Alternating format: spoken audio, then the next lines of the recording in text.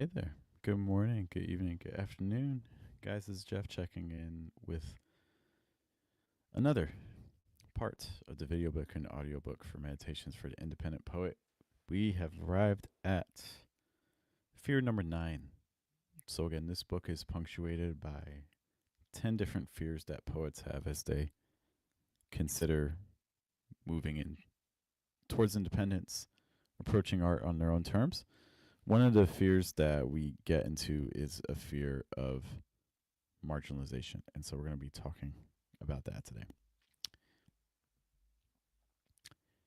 Fear 9. The poet fears being complicit in marginalization.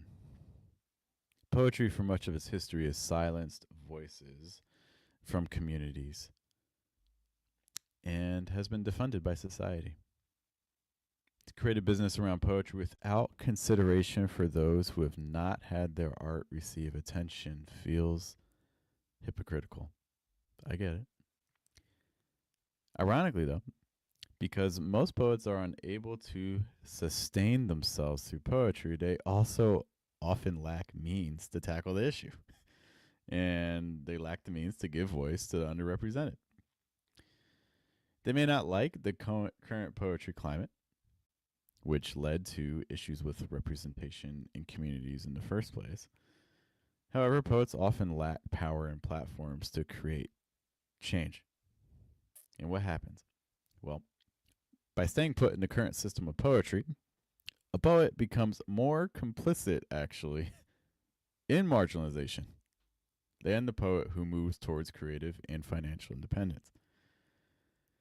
Even for institutions that work towards the same goals that the poet has, their approach may not entirely be one that the poet agrees with. Additionally, nonprofit institutions will generally be held to a board's or a stakeholder's desires. Also, larger for profits are going to have their own shareholders. There's going to be red tape, there's bureaucracy, there's a focus on income. All those can further complicate progress.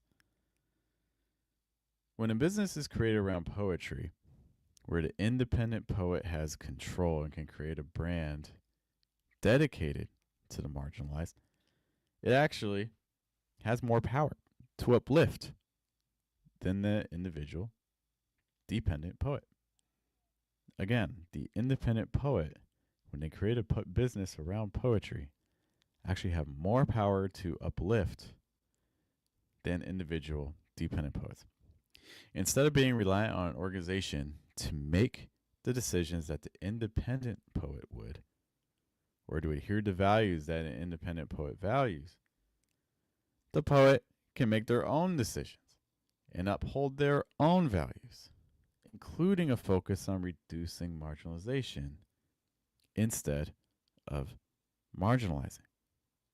So, in fact, the more that we are able to pursue our own art on our own terms and create on and around our own art, it actually enables us to avoid and perhaps even improve the conditions of marginalization than staying complicit with traditional poetry systems.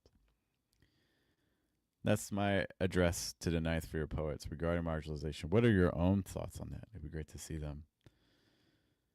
We'll be moving on tomorrow with the next excerpt, back to the normal excerpts with meditation for the independent poet. I hope you guys have a good day. Have a good night.